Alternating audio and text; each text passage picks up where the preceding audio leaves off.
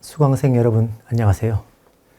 한국의 기후변화와 생태경제 강좌를 맡은 장용창입니다.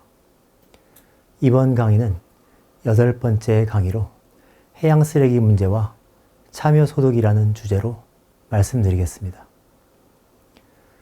지금까지 기후변화의 원인이 공유지 비극이라는 원리에 있으며, 공유지 비극은 엘리너 오스트롬이 말한 공유자원 관리 방법을 통해 해결할 수 있으며, 그 핵심은 대화와 신뢰, 계약 등의 사회적인 과정이라는 것을 알아보았습니다.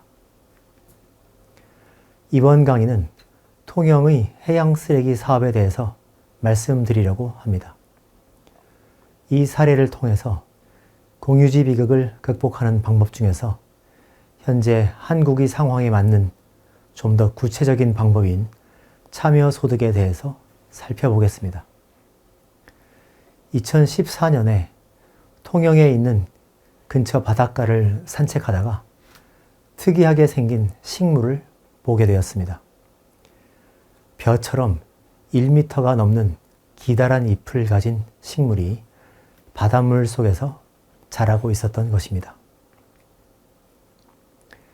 주변 사람들에게 물어보고 인터넷에도 찾아본 결과 이것이 거머리말 또는 잘피라고 부르는 해양보호식물이며, 해양보호식물이 자라는 곳은 해양보호구역으로 지정될 수 있다는 것을 알게 되었습니다.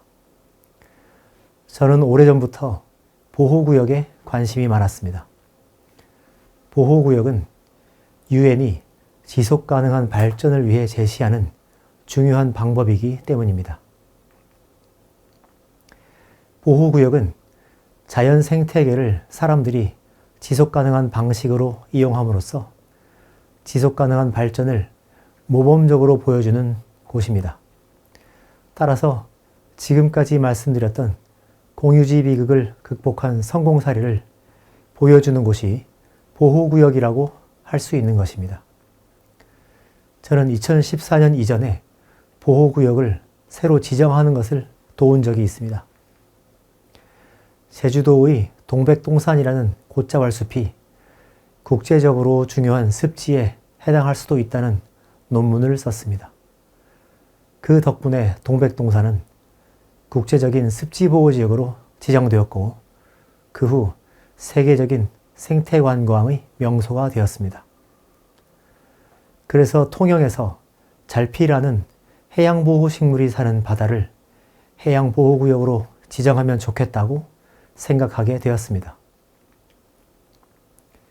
2014년 여름에 잘피라는 식물이 얼마나 넓게 자라고 있는지 그 분포 면적을 지역의 환경단체와 함께 조사했습니다. 그리고 그 조사 결과를 지역 주민들에게 알리면서 이곳을 해양보호구역으로 지정하자는 제안을 하려고 면사무소 2층 회의실에서 발표회를 했습니다. 그런데 발표회 날 지역 주민들은 주민 생존권 위협하는 해양보호구역 결사 반대라는 현수막을 면사무소 앞에 걸고 발표회장으로 들어와서는 발표회 자체를 하지 못하게 막았습니다. 결국 발표회를 포기했습니다. 한국에서 해양보호구역보다 훨씬 더 많이 있는 것은 수산자원 보호구역입니다.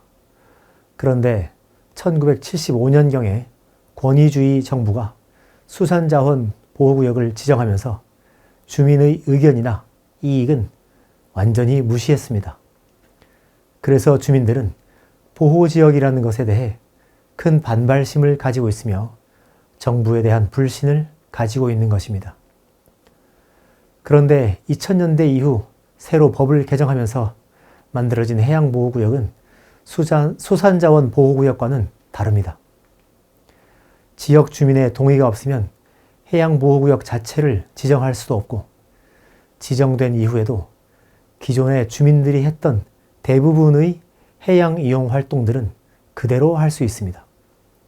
또한 해양보호구역으로 지정된 곳에 대해 정부가 각종 경제적 지원을 합니다. 그러니 해양보호구역이 주민 생존권을 위협한다는 것은 말도 안 되는 주장입니다. 하지만 주민들은 이런 것을 들으려고조차 하지 않았습니다. 주민들은 대화 자체를 거부해버렸습니다. 대화와 신뢰, 인간관계 네트워크 등을 사회적 자본이라고 부릅니다. 사회적 자본도 대표적인 공공재 중의 하나입니다. 대화와 신뢰는 인간이 처음 거래하면서 시장을 형성할 때 필요했던 것이기도 합니다. 이 물건을 파는 저 사람이 나를 속이지 않을 것이다 라는 신뢰를 해야만 사는 사람이 물건을 살 수 있습니다. 그래서 앞선 강의에서 시장이라는 것 자체도 하나의 공공재라고 한 이유가 이것입니다.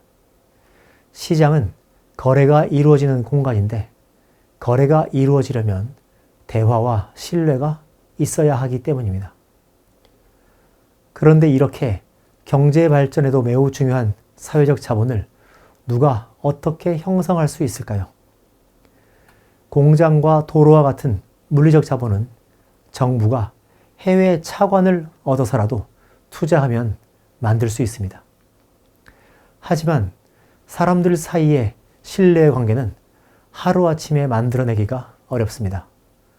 더욱이 다른 사람에게 속았던 사람은 그 트라우마 때문에 다시는 그 사람을 믿기 어렵습니다.